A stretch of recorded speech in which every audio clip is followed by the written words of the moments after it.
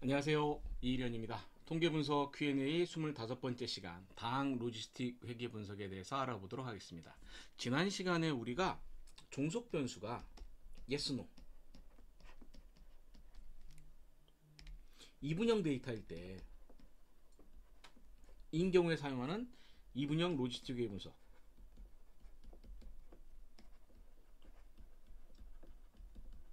대해서 살펴봤어요. 이번 시간은 여기서 확장시켜서 종속 변수가 yes, no가 아니라 A, B, C와 같은 범주형 변수,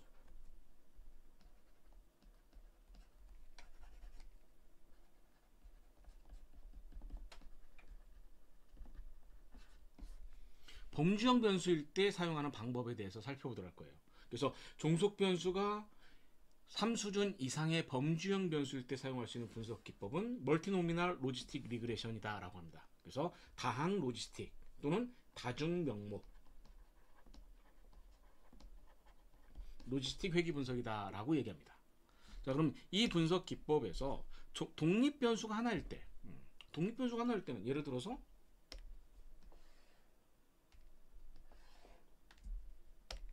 성별이 있어요. 그 다음에 어떤 교수 선택 방법,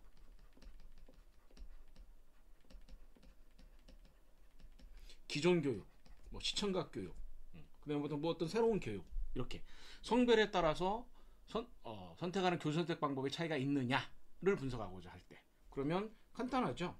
뭐 하면 되느냐? 카이스케 테스트 하면 됩니다. 그런데 독립 변수가 성별 하나가 아니라 여러 개 늘어났을 때 어떻게 할 거냐는 얘기죠. 로지스틱 회귀 분석에 대해서 살펴보도록 하겠습니다. 자, 그러면 Q&A 한번 보도록 할까요? 자, 로지스틱 회귀 분석에서 다항이라고 하니까 몇 개 질문이 나오네요. 차근히 보죠. 첫 번째, 다항 로지스틱 회귀 분석 결과 해석하는 거 한번 볼까요? 종속 변수가 3개 변수. 요거는 처음부터 너무 어려운 주제가 나왔는데, 얼마 전에 제가 댓글을 달아놓는데요. 종속 변수가 체중 변화입니다.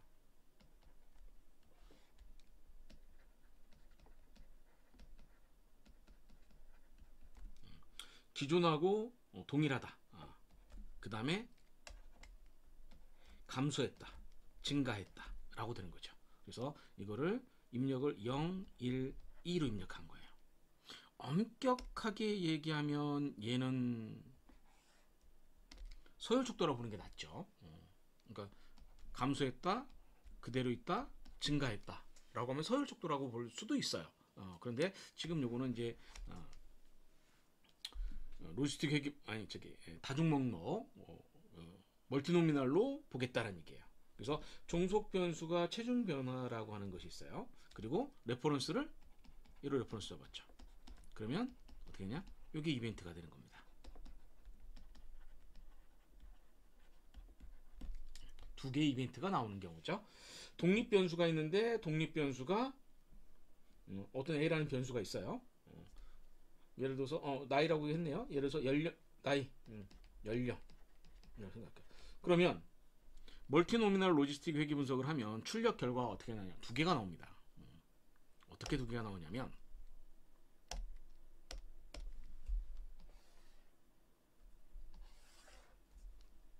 독립 변수가 연령이고요.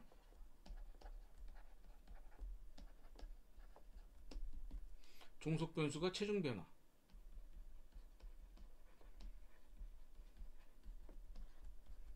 이렇게 나온 거죠. 그러면 로지스틱 회귀 분석을 하면 결과가 두 개가 떠요.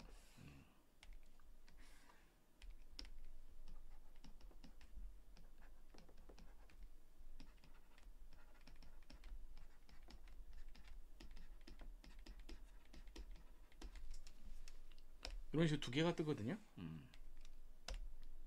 여기서 익스포넨셜 b가 뭡니까? 오주 레이셔죠. 오주 레이셔입니다. 당연히 여기에 95m 실내 구간은 옵션 체크하면 뜰 거예요. 종속 변수가 1일 때, 2일 때 결과가 두 개가 뜹니다. 그러면 이건 생각하는데 어떻게 생각하시면 되냐면 얘는 요만큼만 따져보면 뭐냐면 종속 변수를 요것만 가지고 이분형 로지스틱 했다고 생각하시면 돼요. 그래서 요거의 해석은 어떻게 되냐, 이분형 로지스틱에서 해석을 그대로 하시면 됩니다. 로지스틱 회귀 분석의 해석의 기본 테크닉은 어떻게 되느냐, 지난 시간에 말씀드렸죠. 어떻게 합니까? 독립 변수의 이벤트는 레퍼런스보다 종속 변수의 이벤트가 발생할 오즈는 오갈베이다 라는 형태로 해석한다고 했었어요. 동일하게 해석하시면 됩니다. 자, 그러면 이제 요건 뭐냐, 요거는 요렇게 가지고 이분형 로지스틱 했다고 생각하시면 돼요.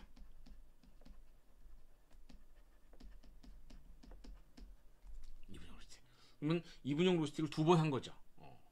근데 물론 이분형 로지스틱을 두 번 한 건 아니라 한 번에 하는 방법론이 뭐냐, 다항 로지스틱 회귀 분석, 다중 명목 로지스틱 회귀 분석, 멀티노미널 로지스틱 회귀 분석을 합니다. 근데 출력 결과는 이렇게 두 개로 이렇게 뜨기 때문에 각각 그냥 이분형 로지스틱 두 개 분석했다라고 생각하시면 되고, 해석하는 것도 이분형 로지스틱 회귀 분석처럼 해석하시면 됩니다.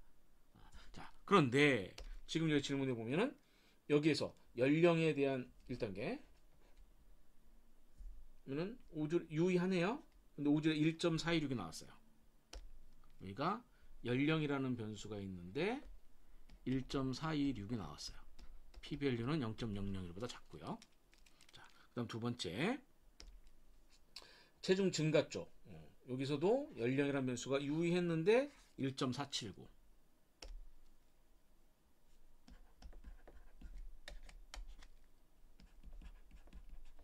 이렇게 나온 거죠. 그러니까 문제가 된 거예요. 어떻게 하냐면 연령 연속형 변수니까 연령이 증가할수록 체중이 이게 뭡니까? 감소. 증가죠. 정상인 사람에 비해서 감소할, 즉 연령이 증가할 때 체중이 감소할 오즈는 1.426배예요. 그럼 그게 그러니까 연령이 높아지면 20살에서 30이 됐다. 30에서 40이 됐다. 60, 70이 됐다. 그럼 어떻게 되냐? 체중 감소할 가능성이 높아진다라는 얘기가 되겠죠. 그런데 증가하는 것도 보면 유의한데 1.479배예요. 어떻게 됩니까? 연령이 증가할수록, 연령이 높아질수록 체중 변화가 체중이 증가할 오즈는 1.479배예요. 그러면 지금 동일한 변수에 대해서 연령이 증가하는데 체중이 감소할 오즈가 1.426배고 증가할 오즈가 1.479배라는 얘기예요. 그럼 뭐예요? 연령이 증가하면 체중이 감소하는 사람들도 증가한다는 얘기죠. 방향성이 없죠. 방향성이 없어요. 이렇게 나온 경우가 어떤 형태에서 이렇게 나올 것이냐 라고 하는 거예요. 질문하신 분의 의도를 살펴보면, 그래서 어떻게 해석할 수가 있느냐, 여기 결과를 보면 각각 독립적으로 해석하는 거예요. 원래대로 따져보면 보통은 어떻게 나오냐면 여기가 1보다 크게 나왔으면 여기는 1보다 작게 나올 거예요. 작게 나와야 됩니다. 그러니까 부호가 이런 식으로 나와야 된다는 얘기예요. 이게 일반적이에요. 그런데 둘 다 유의한데 둘 다 1보다 크게 나왔다는 얘기죠. 오즈 레이쇼가. 어떻게 이런 현상이 나올 수 있느냐라는 얘기예요. 여러 가지 이유가 있을 수 있습니다. 좀 여러 가지 이유가 있을 수 있는데요. 일단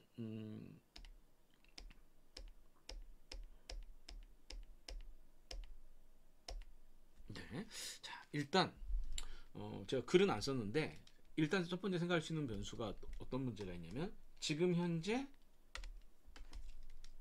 연령이라고 하는 독립 변수가 뭐예요? 연속형 변수입니다. 연속형 변수예요.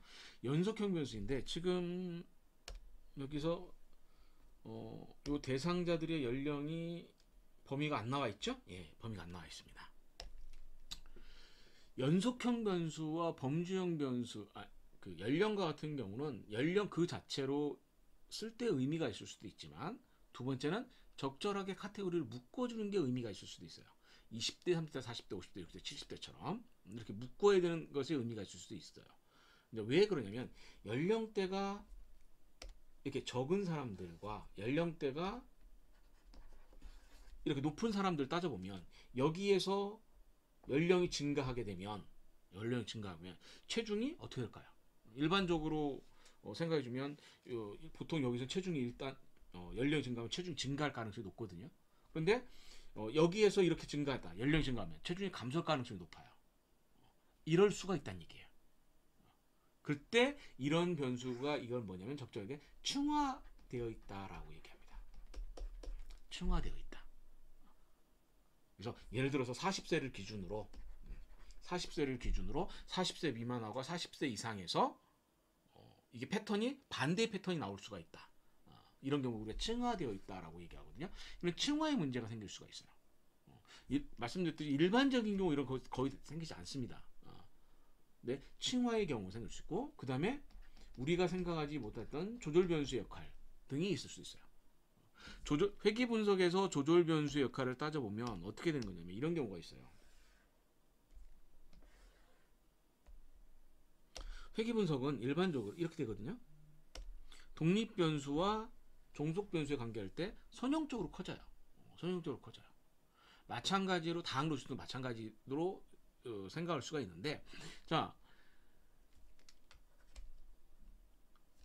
독립 변수와 종속 변수의 관계가 원래 분석을 해보는 게 이렇게 나왔어요. 그게 무슨 얘기입니까? 유의하지 않다는 얘기죠. 독립 변수와 종속 변수 관계가 유의하지 않은 거예요. 그러면 독립 변수는 종속 변수에 안 주는 거죠. 그런데 어떤 조절 변수가 들어가서 이 조절 변수의 값이 높은 집단과 낮은 집단, 예를 들어서 사회적 지지가 있다 라고 쓰면 사회적 지지가 있는 사람만 가지고 분석을 해주면 사회적 지지가 있는 사람들로 분석을 했더니 얘가 이렇게 나오고, 사회적 지지가 없는 사람들을 가지고 분석을 했더니 이렇게 나오고, 패턴이 바뀌어지죠. 조절 효과에서 가장 아름다운 경우예요. 그러니까 이 경우를 따져보면 조절 변수를 생각해 주지 않으면 독립 변수와 종속 변수의 관계는 유의하지 않아요. 그러나 조절 변수라는 걸 따져보면 독립 변수와 조절 변수의 관계, 독립 변수와 종속 변수의 관계가 영향을 주죠. 역시 영향을 줘요. 이런 경우 조절 변수 등의 문제를 고민할 수 있다라고 하는 겁니다. 그래서 그 밑에 보면은 여러 가지 경우가 있다. 좀 전에 층화 변수의 개념이 있느냐, 조절 변수의 개념이 있느냐. 그 다음에 이제 N의 문제도 있어요. 로지스틱 회귀 분석은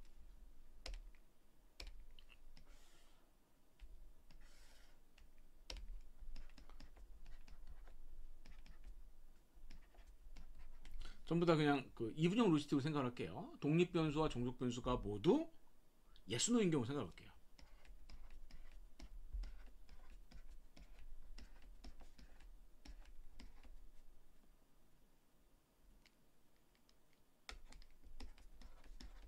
이런 형태로 생각을 해볼 거예요. 그러면 우리가 어떤 문제를 생각해 주냐면,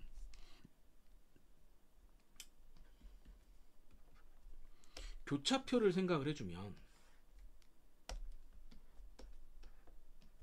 여기 빈도가 있을 거 아니에요. 그죠? 카이스케 테스트 생각해 보세요. 그러면 각각의 셀에 n수가 나오는데 우리가 일반적으로 교차 분석을 할 때 어떻게 됩니까? 각 셀의 n수는, 정확히 기대 빈도는 5보다 커야 된다라고 돼 있죠. 기대 빈도는 5보다 커야 된다고 돼 있어요. 관측 빈도로 생각해도 상관없습니다. 그러면 이런 셀들의 각각이 5보다 커야 돼요. 그래서 이분형 로지스틱 회귀 분석에서도 이벤트의 수가 최소 5개 이상은 되어야 된다라는 얘기가 나와요. 보통 우리가 로지스틱 회귀 분석을 따지면 레퍼런스하고 이벤트를 따지면 예를 들어 100명이다. 레퍼런스와 이벤트가 50, 50 나오진 않잖아요. 일반적인 경우에. 보통 우리가 로지스틱 회귀 분석을 할 때 따져보면 보통 이벤트 수가 이렇게 나오거든요. 그러면 이벤트가 10개밖에 안 나왔다. 10%, 전체 N수의 10%가 이벤트였다 생각을 해주면, 그럼 여기가 10개인 거예요. 근데 문제는 뭐예요? 여기 또 나눠지잖아요. 그럼 여기 5 될 거냐는 얘기죠. 이벤트 수가. 아니거든요. 이런 식으로 나와요. 그럼 어떻게 되느냐?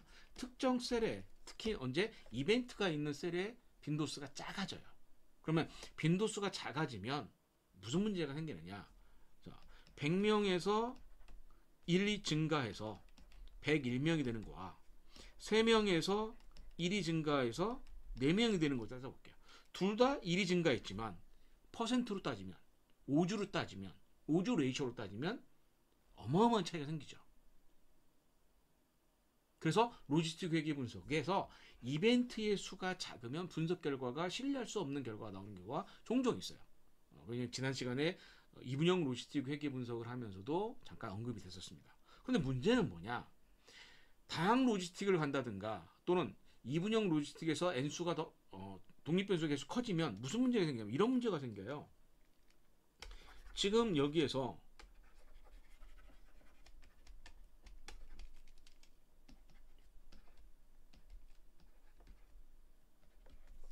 그리고 산술적으로 이렇게 나왔다고 칠게요. 그냥. 그런데 우리 또 뭘 생각하냐면 지금 변수는 x1만 있는 게 아니라 뭐가 있어요? x2도 있어요. 즉 이렇게 나오는데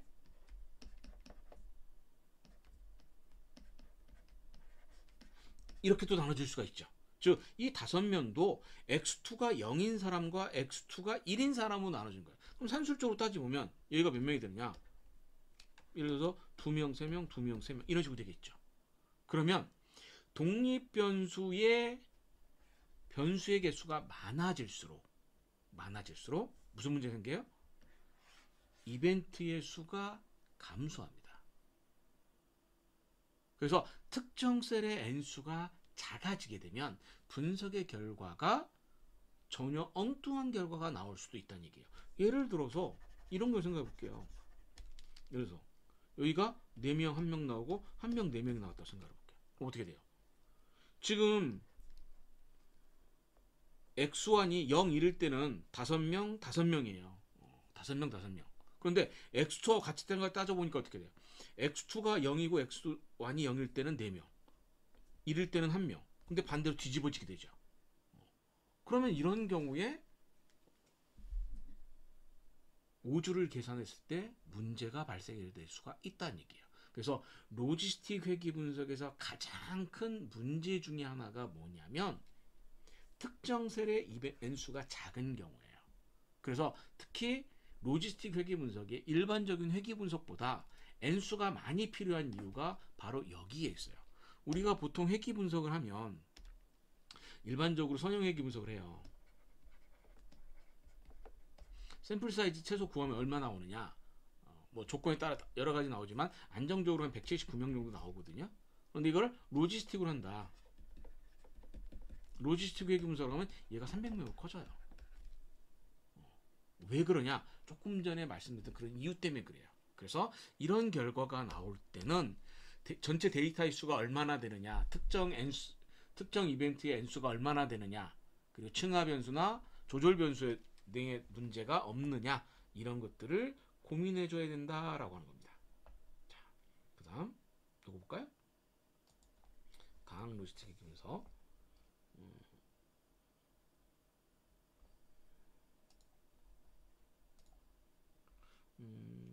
실내 구간에 2가 있을 때 이거는 저 뭐 같아요? 이거는 요 문제는 다항 로지스틱뿐만 아니라 이분형 로지스틱도 마찬가지입니다. 독립 변수가 있어요.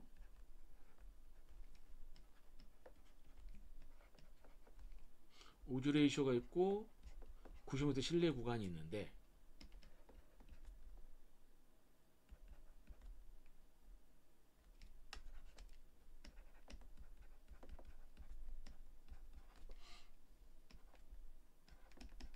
이런 경우 오주 레이쇼가 0.001 0에 가깝죠? 그런데 실내 구간을 따져봤더니 2-1 또는 반대 이런 경우도 있어요.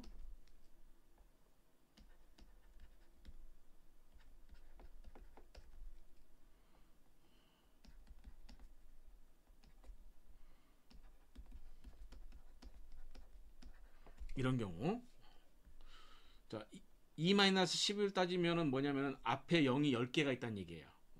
그래서 요걸 따져보면 0. 2, 3, 4, 5, 6, 7, 8, 9, 10 요 뜻입니다. 거의 0이라는 얘기죠. 2 플러스 20은 뒤로 0이 20개 있는 거예요. 3, 4에 하나, 둘, 셋, 넷, 다섯 이렇게 있다는 얘기가 되는 거예요. 그래서 2가 있을 때, 요 얘기는 바로 이 얘기가 됩니다. 이런 경우 언제가 나올 수 있느냐라는 거죠. 첫 번째, 이건 범주형 이분형 로지스틱 회귀 분석이나 다항 로지스틱 회귀 분석 동일합니다. 첫 번째, 독립 변수가 범주형 변수일 때는 범주형 변수일 때 이런 경우 생각해 볼 거예요. 이런 경우 뭐냐면 따져봤는데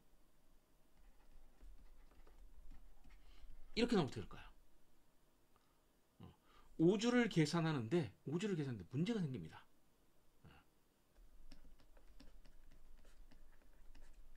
이렇게 되잖아요. 5주 계산하는 것이 특정 셀의 빈도가 이벤트가 0이 나오게 되면 계산이 안 돼요.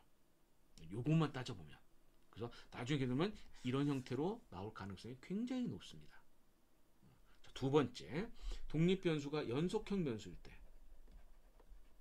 독립 변수가 연속형 변수일 때인데 연속형 독립 변수에서 이 연속형 독립 변수 이건 지난 시간에 한번 얘기했던 것 같네요. 단위가 굉장히 커요. 예를 들어 소득. 그래서 소득을 물어봤는데 월 100만 원부터 월 2,300만 원까지 이런 식으로 돼 있어요. 그러면 이 경우에 독립 변수의 우주 값은 어떻게 나오느냐? 이 값이 1 커질 때거든요. 그럼 소득이 얼마야? 100만 원에서 101만 원이 됐을 때, 200만 원에서 201만 원이 됐을 때, 만 원 커졌다는 얘기예요. 단위가 1 됐을 때. 만약에 이거를 100만 원 단위가 아니라 원 단위로 했다라고 하면 1원 커졌을 때라는 얘기가 되겠죠. 그러면 그때의 이 우주 값은 어떻게 되느냐? 굉장히 작게 나와요. 왜? 소득이 1원 높아진다라고 해서 예를 들어서 독립 변수를 소득이라고 따져보고요. 종속 변수를 우울이라고 따져볼게요. 우울 여부. 소득이 우울에 영향을 준다라고 생각을 해보죠. 그래서 그냥 맞지는 않지만 그냥 해볼게요. 소득이 높아지면 안 우울해진다. 소득이 낮으면 우울해진다. 이런 모델로 한번 시작했다고 생각할게요. 그러면 소득이 1원 증가할 때 우울할 우주가 몇 배나 나올까요? 거의 없을 거예요. 얼마 나오냐? 이 정도 나오겠죠, 우주래가. 그래서 연속형 변수일 때는 이 단위를 주의하셔야 돼요. 단위를. 그래서 의미 있는 단위를 써야 된다. 소득 같은 경우 최소 100만 원 단위로 한다든가 이런 형태를 써야겠죠. 그렇게 나올 수가 있다라는 얘기예요. 자, 그 다음에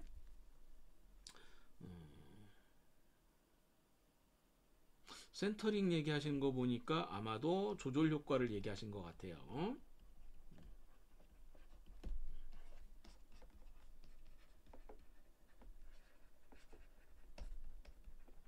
민 센터링. 자, 민 센터링이라고 하는 자체에서 민이 들어있잖아요. 그건 뭘까요? 독립 변수나 조절 변수가 연속형 변수일 때만 가능합니다.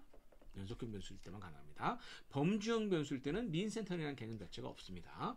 그리고 민 센터링이라고 하는 것은 조절 효과를 할 때 초창기에 우리가 바론 앤 케니 방법에서 바론 앤 케니의 조절 효과 방법에서 다중 공정성을 없애기 위해서 민 센터링을 한다라고 보통 얘기 나와 있죠. 그런데 그 후에 연구자들의 연구한 결과 보면 가장 대표적인 경우 헤이즈 교수님의 얘기들의 저널들의 논문들을 살펴보면 결국은 뭐예요? 민 센터링 안 해도 된다라는 게 결론입니다. 민 센터링 안 해도 된다는 게 결론입니다. 자, 아마 그런 얘기인 것 같아요. 네, 이 정도 하죠. 자, 그 다음 질문 볼까요? 다음 세계 분석 결과.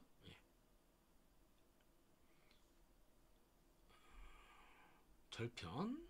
다음 로스틱 분석을 했고 오주 레이쇼가 있고 A 그룹, B 그룹. 여긴 결측치가 아니라 여기 보면은 여기에 값이 없는 걸 보고 말씀하신 것 같아요. 없는 걸 보고 말씀하시는 것 같은데 오주 레이쇼나 95% 신뢰 구간. 회귀 분석을 따지면 베타 값이죠. 회귀 분석에서 베타가 표준화된 값이잖아요. 로지스틱 회귀 분석에서 표준화된 값은 오즈 레이시오입니다. 오즈 레이시오요. 자, 그런데 회귀 분석에서 절편항의 베타 값 없죠. 마찬가지로 로지스틱 회귀 분석에서도 절편항에는 오즈 레이시오가 없습니다. 없습니다. 왜냐하면 절편은 1 상수항이죠. 상수항 1 커진다, 2 커진다의 개념이 아니에요. 그냥 시작점이거든요. 여기서는 절편으로 따지면 우리가 일반적으로 상수라고 하거든요. 콘스탄트.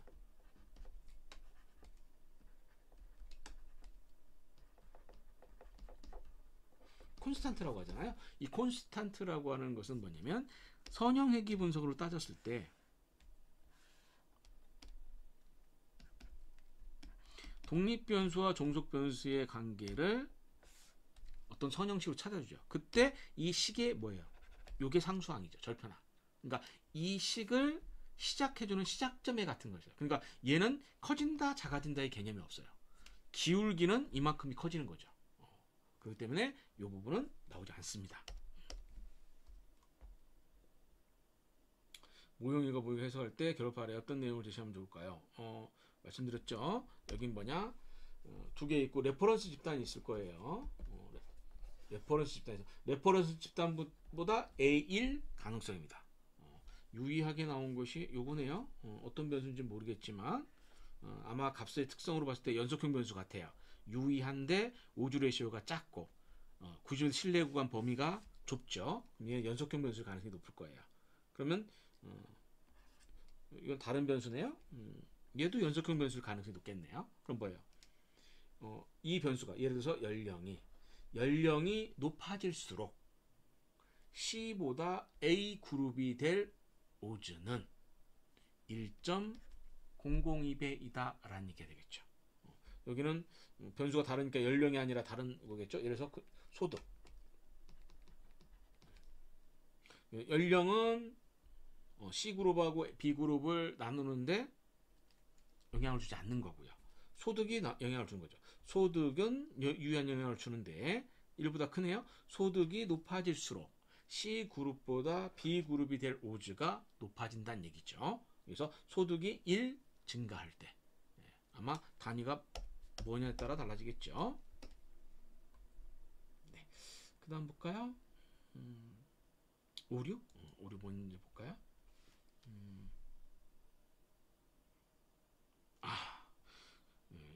요 메시지 가끔 뜹니다.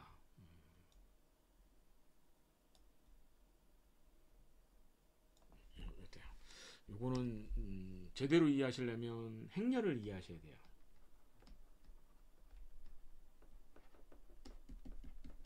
행렬을 이용하는데 우리가 그 회귀 분석이나 로지스틱 회귀 분석이나 그 다음에 다별량을 가면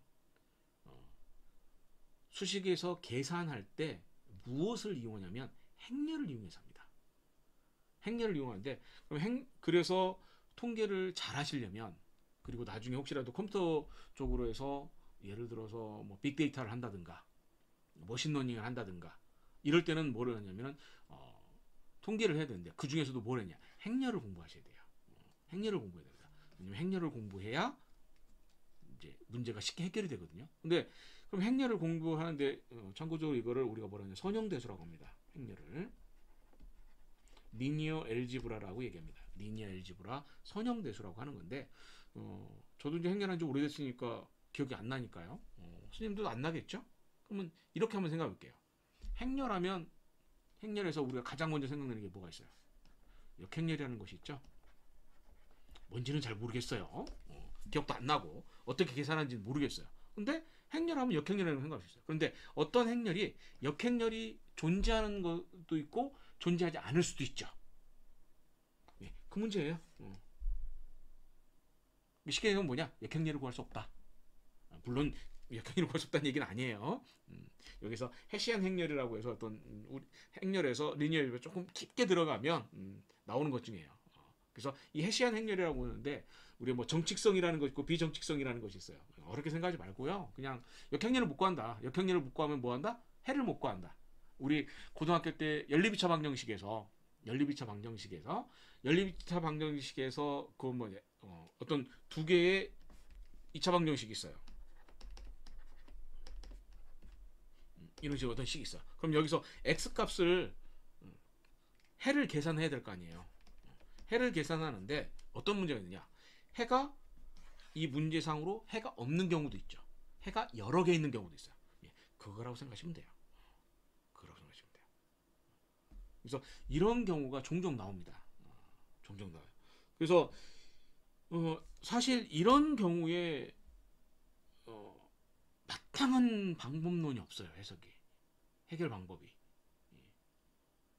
참 문제인 경우에 물론 이 얘를 잘 알고 데이터를 뜯어보면 어떤 문제다라는 걸 찾을 수 있어서 해결하는 방법이 나오긴 하겠지만 선생님들은 다 그 행렬이라는 것 자체를 모르시잖아요. 그리고 데이터를 보고 이걸 알 수도 없고요. 그래서 마땅한 해결 방법은 없습니다. 그런데 여기 보시면 제가 답변 다뤄놓은 것 같은데요. 뭐 이렇게 있으니까 읽어보세요. 자, 이때 이 에러 메시지보다는 사실 얘는 경고예요. 경고인데 얘가 이렇게 나오면서 뒤에 로지스틱 회귀 분석 결과가 출력이 안 되는 경우냐, 출력이 되는 경우냐라는 걸 생각하셔야 돼요.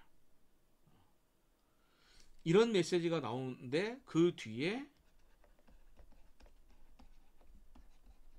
대부분 이 표가 출력이 됩니다. 이 표가 출력이 돼요. 출력이 되기 때문에 그런 경우에 그냥 사용하시면 됩니다. 다만 문제상으로 뭐냐, 이렇게 나왔기 때문에 이 결과가 일반적인 결과보다는 조금 신뢰도가 떨어진다, 이 정도 생각하시면 돼요. 만약 이 결과가 출력이 안 된다라고 하면 문제가 생각이죠. 그래서 그것 때는 계산할 수 없다는 얘기예요. 해결을 구할 수 없다는 얘기예요. 그런 경우에는 앞에 조금 전에 말씀드렸듯이 특정 n수 이벤트가 적거나 뭐 층화되어 있거나 뭐 이런 얘기를 했었죠. 특정 변수에서 카테고리의 n수가 너무 적거나 해서 의미가 없는 경우가 있어요. 그럴 때는 어떠냐, 적절하게 봐서 그런 의미 없는 변수를 빼고 분석하는 것도 하나의 방법이다라고 얘기할 수 있습니다. 나머지는 한번 읽어보세요. 자, 그 다음 이거 한번 볼까요? 순수형 로지스틱은 제가 다음 시간에 한번 하도록 하겠습니다. 다음 시간에 순수형 로지스틱 해보도록 할 건데요. 우리가 지금 현재는 종속 변수가 이런 경우예요. 그런데 종속 변수가 그레이드 1, 그레이드 2, 그레이드 3와 같은 서열 척도인 경우에 해당되거든요. 그 종속 변수가 명목 척도면 그냥 멀티노미널,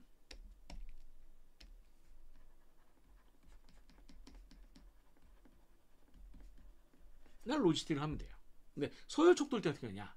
서열 척도일 때는 평행성 검정이라는 게 있어요.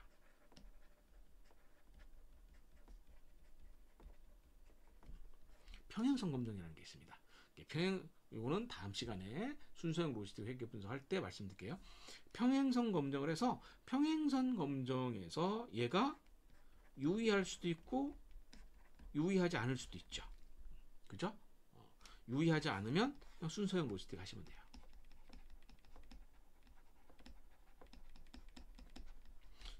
유의하면 다음 로지스틱 하면 됩니다.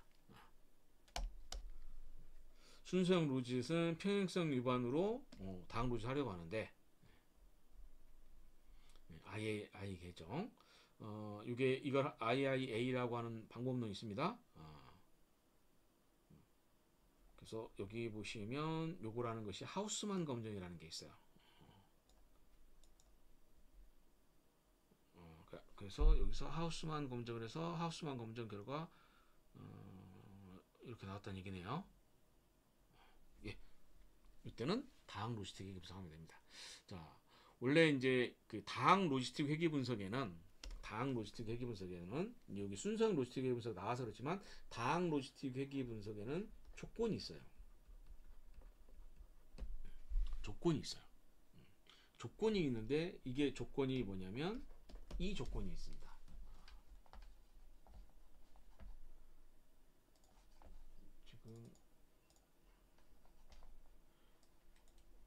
요거 한번 볼까요? 제가 예전에 다음 로지 마침 요게 메모해 놓은 게 있네요. 다음 로지스틱 회계 분석 하다가 메모해 놓은 거예요. 다음 로지스틱에는 IIA라고 하는 조건이 있어요. 이게 뭐냐면 independent of 이런 조건이 있어요. 요런 이 조건을 위배했을 때, 요런 조건을 위배했을 때 무슨 문제가 생기냐? 우리가 B 값하고 SE 값을 구하는데 이 SE 값을 신뢰할 수가 없어요. 자, 우리가 회계 분석을 하면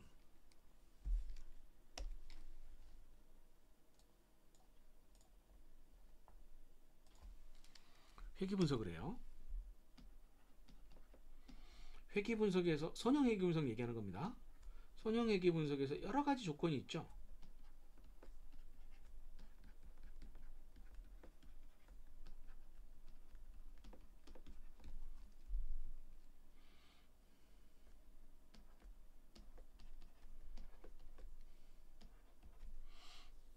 여러 가지 조건들이 있어요. 종속 변수가 정기 분포이고 독립 변수와 종속 변수의 관계가 정기 분포해야 되고, 그 다음에 종속 변수는 독립이어야 되고, 오차항이 정규성이고 오차항이 등분산성이어야 된다. 뭐 이런 얘기들이 있었어요. 자, 있는데 그냥 넘어갈게요. 회계 분석을 하면 이렇게 뜨죠. 이렇게 떠요. 여기에 B 값 있고 SE 값이 나오는데 이 T 값은 이렇게 됩니다. 회계 분석에서 SE분의 B가 T예요. 그러면 이 T 값에 의해서 뭐가 나와요? P-밸류가 나오죠. 대략적으로 T가 1.96이면 P-밸류가 0.05가 떠요. 0.05예요. T 값이 1.96보다 크면 0.05보다 작아지는 거고 1.96보다 작으면 0.05보다 커지게 됩니다. 대략적으로 그렇게 돼요. N수에 따라 좀 차이가 있지만 N수가 크면 이렇게 됩니다. 자, 그럼 결국 뭐예요? P-밸류를 계산하는데 뭐가 달라지느냐? 이 표준 오차에 의해서 P-밸류가 계산이 된다라고 해서 과언이 아니겠죠. 과언이 아니다. 여기 한 김 하나 더 할게요. 우리가 그 프로세스 매크로로 부트스트랩을 하잖아요. 프로세스 매크로.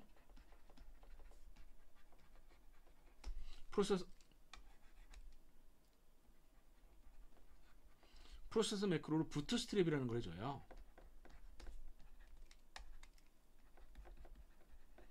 부트스트랩을 해주면 나중에 보면은 뭐가 나오냐면 인다이렉트 이펙트.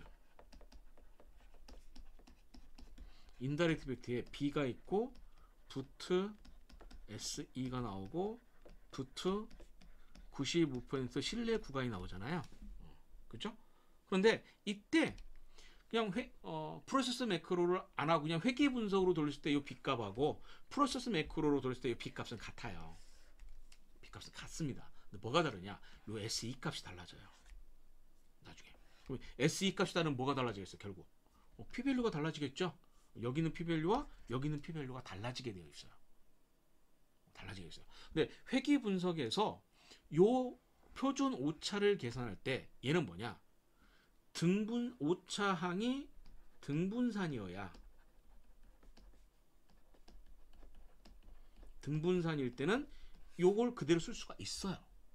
그런데 오차항이 등분산이 아니면 이 표준 오차를 신뢰할 수가 없게 됩니다.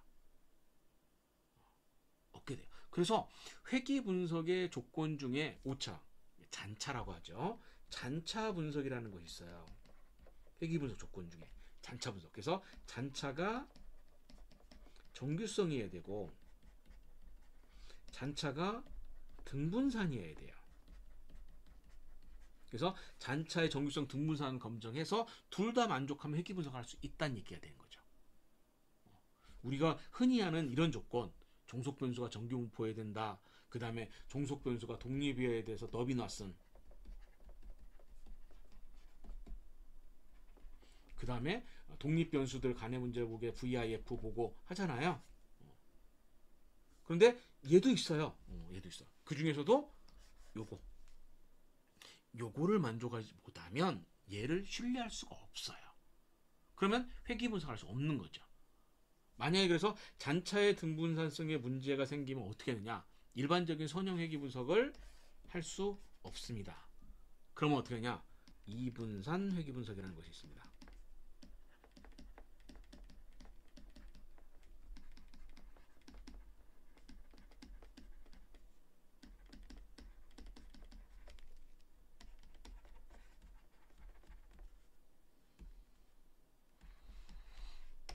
이걸 해줘야 돼요. 이걸 해줘야 돼요. 참고로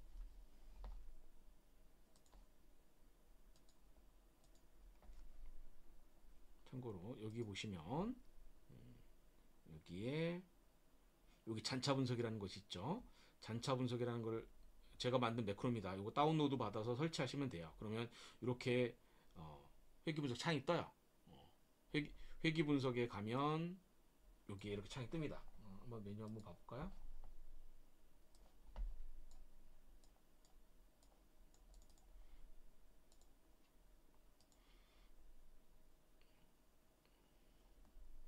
여기 이지플로우 레지듀얼 테스트라는 게 떠요. 그럼 여기다 종속 변수 넣고 독립 변수 넣으시면 됩니다. 종속 변수, 독립 변수 넣으시면 되고요. 여기 독립 변수 넣을 때는 연속형 변수 넣어야 되겠죠. 범주형 변수는 뭐 더미 변수 만들어서 그냥 넣으시면 돼요. 더미 변수 만들어서 넣으시면 됩니다. 이렇게 하면 뭐 결과가 뜨겠죠. 변수를 그냥 아무거나 그냥 막 쓴 거니까.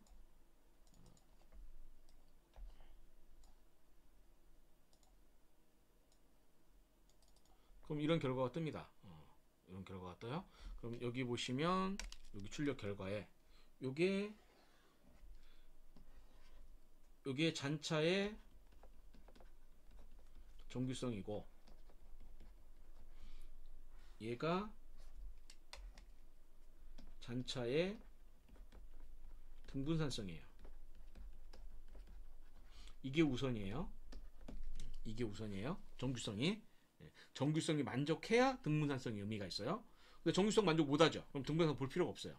자, 그럼 이건 뭐냐? 회귀 분석 못합니다. 이거 회귀 분석 못해요. 회귀 분석 못합니다. 그러면 어떻게 되느냐? 비선형 회귀 분석을 한다든가, 뭐 PLS 회귀 분석을 한다든가, 아니면 부트스트랩 회귀 분석을 한다든가. 데이터 상황에 따라서 좀 조치가 달라집니다. 이런 방법을 해줘야 돼요. 그런데 만약에 얘는 만족했어. 근데 이렇게 잔차의 등분산성이 만족 못했어요. 이러면 어떻게 되냐? 회귀 분석 할 수 있어요. 근데 그냥 회귀 분석은 안 되고 이분산 회귀 분석을 회귀하셔야 됩니다.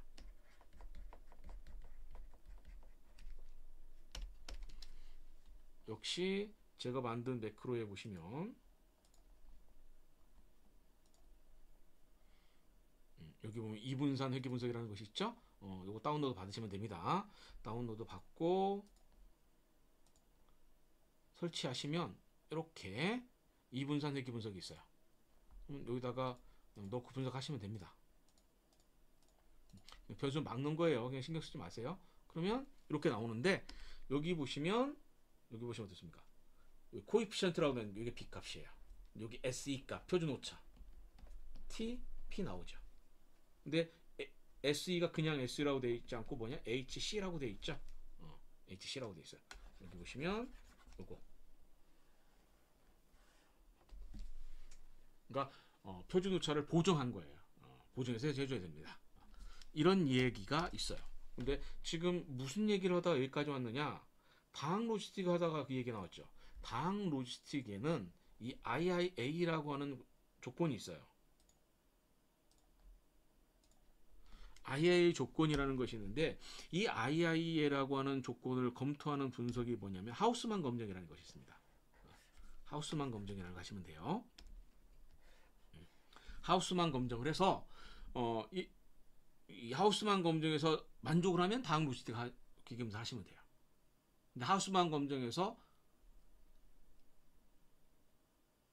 IIA가 위반이 된다. P-밸류가 0.05보다 크다. 그러니까 이게 P-밸류가 0.05보다 크면 다항 로지스틱 하시면 돼요.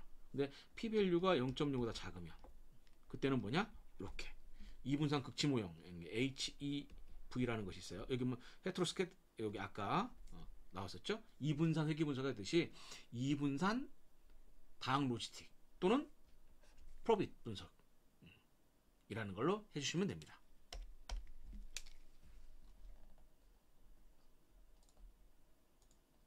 네. 그래서 요거나 요걸 하시면 된다. 그 얘기입니다. 자, 질문 하나만 더 볼까요? 요거 볼까요? 네? 모두 공명이 아닐 때 질문이 좀 많네요. 답변을 안 달았는데? 아, 너무 옛날에 그때에서 답변 안 들었나 보네요. 한번 지금 나온 김에 한번 보죠. 이분형 로지스틱 계기 분석에서는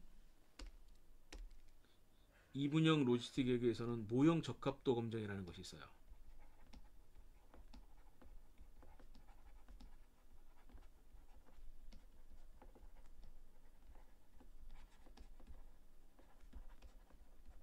요거 검증하시면 됩니다.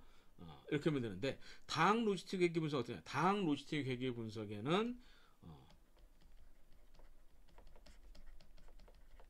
요게 있어요. 편차 나누기 자유도라고 하는 거. 우리가 일반적으로 큐통계량이라고 합니다. 큐통계량을 합니다. 이것이 있는데 여기 큐통계량은 뭐라고 생각하시면 되냐면 마치 우리 그 구조방정식에서 카이 스퀘어 값과 df 값이 있는데 이 두 개를 나눠준 게 있죠. 놈드 카이 제곱이라고 하는.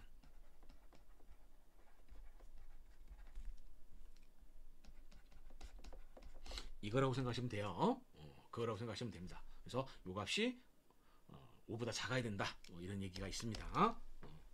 여기서 독립변수가 연속형 자료를 가지고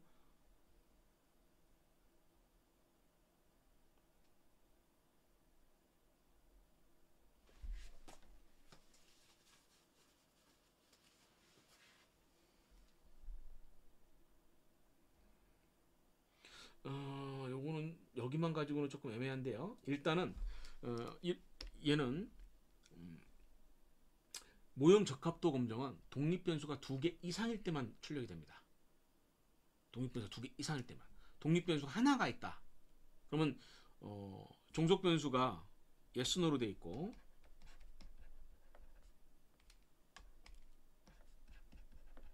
독립변수가 성별이라고 생각을 해보죠. 그러면 이렇게 종속변수 하나에 독립변수 하나만 있다. 이럴 때는 출력 안 됩니다. 마찬가지로 Q값도 계산 의미가 없습니다. 독립변수가 2개 이상일 때만 의미가 있어요. 모형적합도 검정은 연속형 변수여서 나오는 것이 아니라 독립변수가 2개 이상이다 라고 해야 되는 겁니다. 다음 연속변수가 독립변수 같이 첨부한 자료. 첨부 자료 한번 볼까요?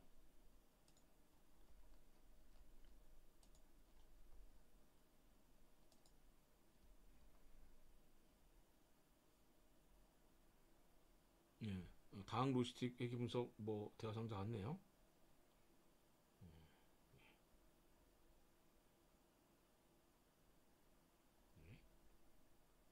지금 변수가 이렇게 넣고 독립 변수가 이렇게 그룹이 있고 그 다음에 모델에서 카이 제곱 나누기 df 나오고 그 다음에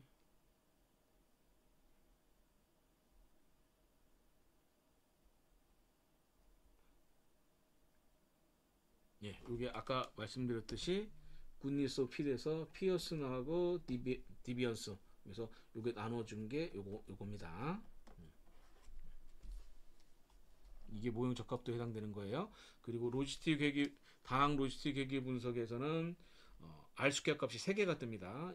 SPSS에서는 이분형 로지스틱에서는 이 2개만 뜨죠. 다항 로지스틱에서는 맥파덴이라고 뜹니다. 이거를 다른 패키지를 슈도 R 제곱이라고 얘기합니다. 이렇게 떠요. 그 다음에 요 값이 떴고 어디 표를 말씀하시는 걸까요?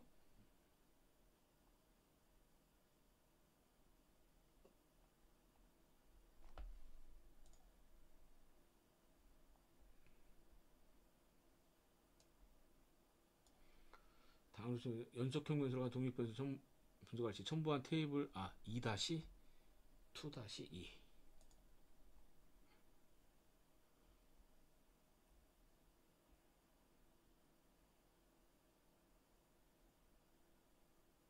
요거 여기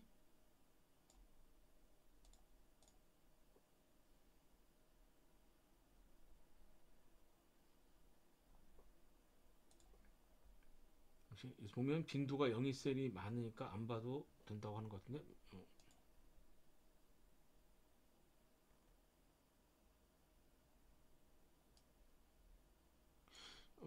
요거 여기군요. because of many cells zero frequency this green surface of 요거는 조금 좀 다르게 생각하셔야 돼요. 다르게 생각하셔야 되는데 이게 뭐냐면 일반적으로 보면 자유도가 여기 어떻습니까? 4 이렇게 적죠. 뭐냐면 요 자유도는 뭐라고 생각하시면 변수의 개수라고 생각하시면 되거든요. 하나, 둘, 셋, 네 개. 이런 식으로 변수의 개수라고 생각하시면 편해요. 근데 지금 보면은 굉장히 크게 나왔죠. 아까 어딨지? 이렇게 크게 나왔죠. 그러면 변수가 그만큼 나왔다는 얘기가 아니라 정확히 따지면 이제 셀의 개수를 가지고 얘기하거든요. 그러니까 독립 변수가 성별이면 그리고 종속 변수가 yes, no인 경우 살펴볼게요. 그럼 이렇게 나오죠. 그럼 이런 경우에 자유도는 어떻게 하냐면은 여기에 여기도 2라고 해서 2x2 테이블이라고 하거든요. 자유도 카이스퀘어 자유도는 이렇게 해서 1이 나옵니다. 2x2 테이블이라서 자유도가 1이 나와요. 만약에 이게 A, B, C가 나오면 여기죠. 그럼 이렇게 돼요. 그럼 자유도가 얼마가 됩니까? 여기는 자유도가 2가 돼요. 2가 돼요. 그래서 일반적으로 로지스틱 회계 분석에서 독립 변수가 범주형 변수이고 범주형 변수가 이분형 변수다라고 생각을 해주면 자유도 개수가 독립 변수의 개수예요. 자유도 개수가 독립 변수 개수예요. 그런데 이분형 변수가 아니면 조금 늘어나겠죠. 그런데 지금 602개 되었어요. 이 얘기는 무슨 얘기일까요? 요 셀의 개수가 굉장히 많다는 얘기거든요. 셀의 개수 굉장히 많으려면 어떻게 되느냐? 변수의 개수가 범주형 변수를 어마어마하게 넣거나 아니면 요 셀의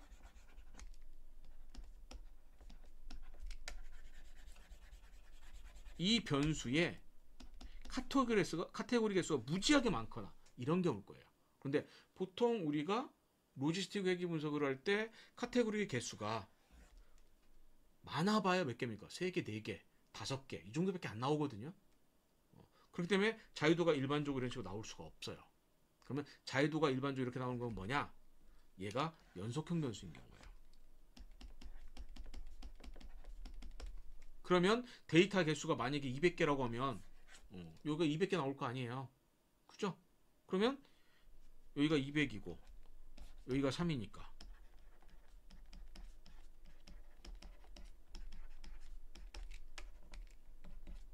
이렇게 나오죠. 그럼 대충 400개죠. 그죠? 그러니까 그런 경우 아니면 자유도가 이렇게 나올 수가 없어요. 그러면 이렇게 나왔다는 얘기는 뭐냐? 연속형 독립 변수를 범주형 변수로 놓고 분석했다는 얘기예요. 연속형 변수로 놔야 되는데 연속형 변수로 놓으면 이렇게 안 나옵니다. 그러니까 이런 식으로 나왔다는 얘기는 무슨 얘기냐면 연속형 독립 변수를 연속형으로 놓지 않고 범주형 변수로 넣어서 얘를 카테고리로 잡는 거예요. 카테고리 잡으면 어떨까요? 여기 셀이 나오잖아요. 셀의 개수가 400개가 나오잖아요. 그죠? 셀의 개수가 400개 나오면 그 각 셀마다 뭐예요? 빈도수가 있어야 되겠죠. 아까 제가 잠깐 얘기했어요. 뭐 5개 이상 나와야 된다. 그런데 실제로 이러면 뭐가 나오냐? 여기에서 이런 경우가 나올 거예요.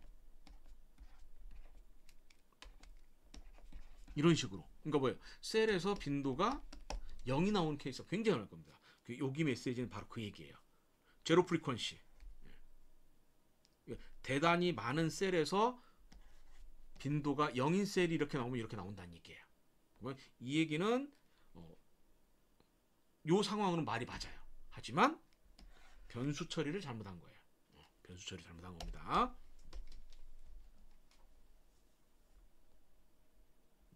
연속형 변수를 빈도 이거 틀린 말입니다. 틀린 말입니다. 만약에 이제 범주형 변수가 있는 원래 진짜 범주형 변수인데 범주형 변수의 카테고리 수가 뭐 100개, 200개 나왔다. 근데 n 수가 뭐 20만 개, 100만 개 오면 상관이 없겠죠. 그러면은 각 셀의 빈도수가 어느 정도 나올 거니까. 그런데 우리가 일반적으로 데이터의 개수를 따져보고 했을 때 특정 독립 변수가 범주형 변수인데 카테고리가 200개, 300개 나왔다. 사실 의미가 없는 겁니다. 그런 경우 어떻게 하냐? 큰 카테고리를 세부 카테고리가 아니라 큰 카테고리 다시 묶어줘야죠. 그래서 범주형 변수라고 한다라고 하면 범주형 독립 변수라고 하면 이 범주형 독립 변수의 카테고리 수가 너무 많은 건 사실 의미가 없어요. 그때는 어떻게 적절하게 카테고리를 묶어주는 걸 선택을 하셔야 됩니다. 이거는 그 상황에 따라 좀 달라질 것 같아요. 예, 이 정도 설명하도록 하겠습니다. 하나만 더 할까요? 이거 하나만 더 해보죠. 다항 로직 분석할 때 종속 변수가 6개의 수준을 가지고 있어요. 예. 종속 변수의 범주가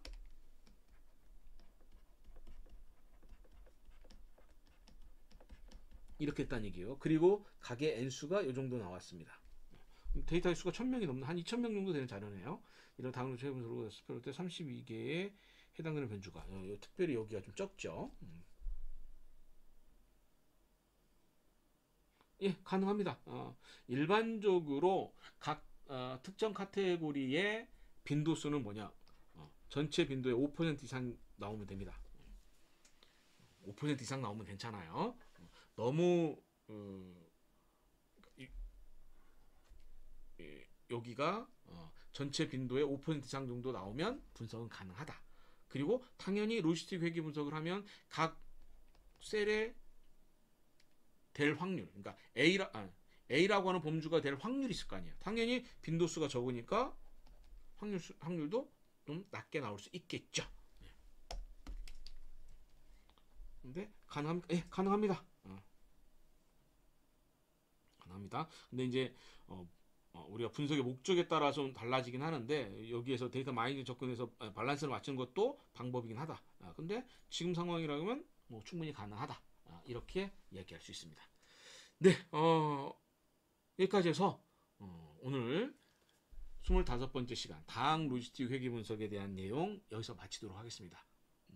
다음 시간에는 이제 다항 로지스틱은 이 정도에서 끝내고요.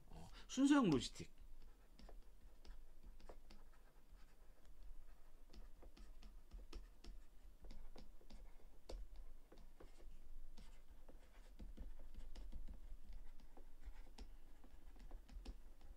다음 시간은 순서형 로지스틱에 대해서 알아보는 시간 갖도록 하겠습니다. 예, 오늘 강좌에서 마치도록 하겠습니다. 수고하셨습니다.